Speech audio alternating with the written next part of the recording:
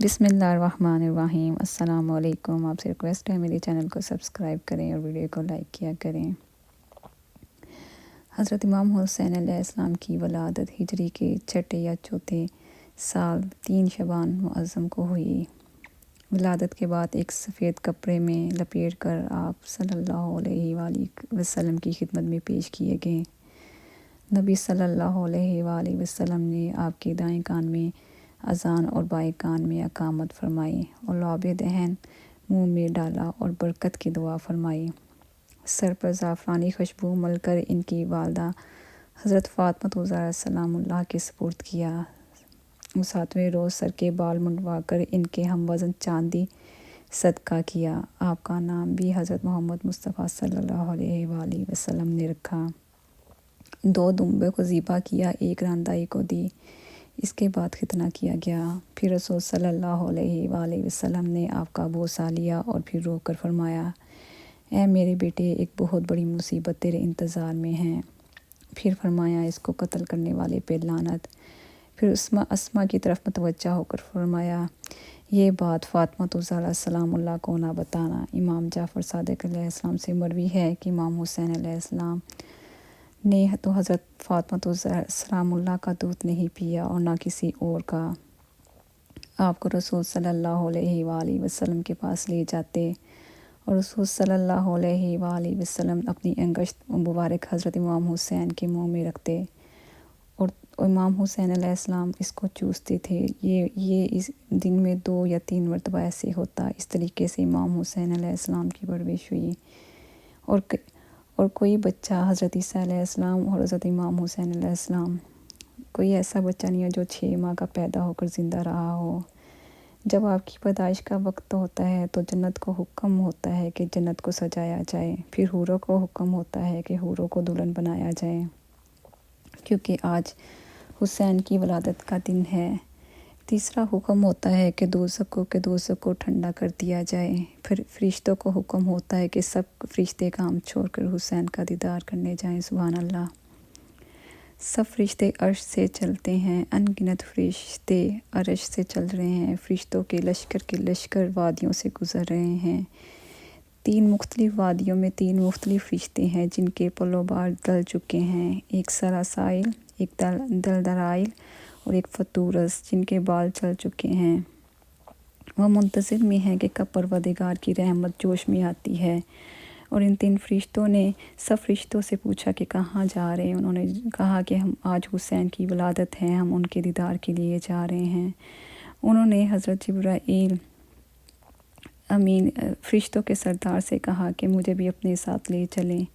پھر رسول صلی اللہ علیہ وآلہ وسلم کے دربار میں حاضری دیتے ہیں۔ حضرت جبرائیل علیہ السلام نے سب سے پہلے مبارکباد دی، پھر فرشتوں نے مبارکباد دی، پھر ان 3 فرشتوں کا نمبر آتا ہے تو فطورس نے آواز دے کے کہا، یا رسول اللہ، آپ صلی اللہ علیہ وسلم، آج آپ بہت خوش نظر آ رہے ہیں۔ جب کریم خوش ہوتا ہے تو عطا کرتا ہے، ہمیں شفا عطا کریں، ہمارے بل بار واپس آ جائیں اور ہماری زندگی بحال ہو جائے۔ نبی صلی اللہ علیہ وآلہ وسلم چاہتے تو ہاتھوں کو اٹھاتے اور دعا کرتے، مگر نبی صلی اللہ علیہ وآلہ وسلم نے ایسا نہیں کیا۔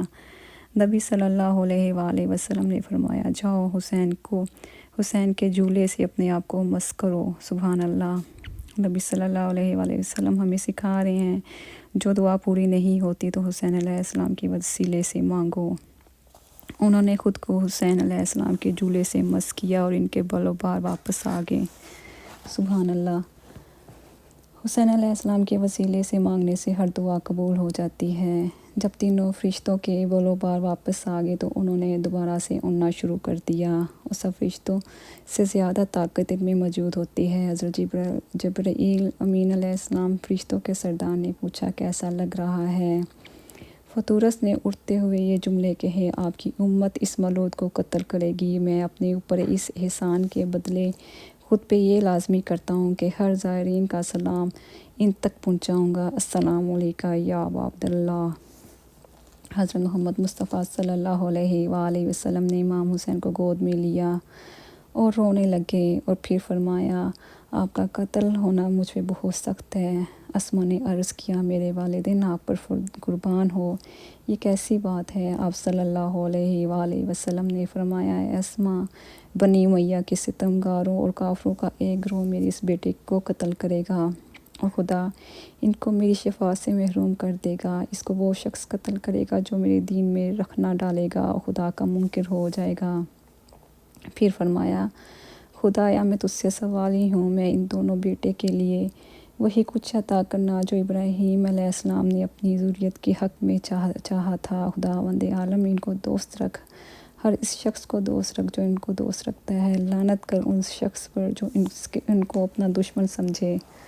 حضرت ابو امامہ سے نقل ہوا ہے، حضور صلی اللہ علیہ وآلہ وسلم اپنے ازواج مطہرات سے فرمایا کرتے تھے، کبھی حسین کو رونے مت دینا۔ چنانچہ آپ صلی اللہ علیہ وآلہ وسلم ایک مرتبہ سلمہ کے ہاں تشریف رکھتے تھے کہ جبرائیل امین علیہ السلام تشریف لائے۔ آپ نے سلمہ سے کہا، کسی کو اندر مت آنے دینا۔ اتنے میں حسین علیہ السلام آئے اور دروازہ بند دیکھ کر رونے لگے۔ اتنے میں سلمہ نے دروازہ کھول دیا تو حضرت محمد مصطفیٰ صلی اللہ علیہ وآلہ وسلم نے امام حسین کو گود میں لیا۔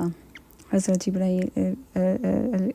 جبرائیل علیہ السلام نے فرمایا کہ آپ کی امت حسین کو قتل کر دے گی، تو آپ صلی اللہ علیہ وآلہ وسلم نے فرمایا، وہ مسلمان ہوتے ہوئے بھی اس کو قتل کر دے گی۔ جبرائیل نے عرض کیا، جی ہاں یا رسول اللہ صلی اللہ علیہ وآلہ وسلم۔ آپ صلی اللہ علیہ وآلہ وسلم کو اس کی سرزمین کی مٹی دکھائی گئی جہاں وہ شہید ہوں گے، کربلا۔ رسول صلی اللہ علیہ وآلہ وسلم نے فرمایا، حسن حسین جنتی جوانوں کے سردار ہیں اور فاطمہ زہرا سلام اللہ جنتی عورتوں کی سردار ہیں۔ رسول صلی اللہ علیہ وآلہ وسلم نے فرمایا، دیکھو میں تم سے کوئی اجر رسالت نہیں چاہتا، فقط اتنا کہ میرے اہل بیت سے محبت کرنا، مودت کرنا، ان کی حفاظت کرنا۔ امت نے بہت اچھا سبق سیکھا۔ انہوں نے سیکھ لیا کہ نماز کیسے پڑھنی ہے، قرآن کیسے پڑھنا ہے، حج عمرہ کیسے ادا کرنا ہے، لیکن یہ نہیں سیکھا کہ اہل بیت کی احترام کیسے کرنا ہے، ان سے محبت کیسے کرنی ہے، جن کے در پہ فرشتے سلام لے کر آتے ہیں، جن کے جھولوں کو ملائکہ جھلاتے ہیں۔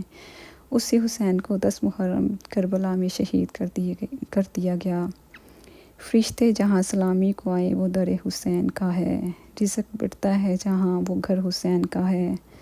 لاکھوں کا لشکر بھی جھکا نہ سکا ہے در کے لال کو، لاکھوں کا لشکر بھی جھکا نہ سکا ہے در کے لال کو، جو کٹ تو گیا لیکن جھکا نہیں وہ سر حسین کا ہے۔ السلام علیکم یا ابا عبداللہ، اللہم صلی علی محمد و آل محمد۔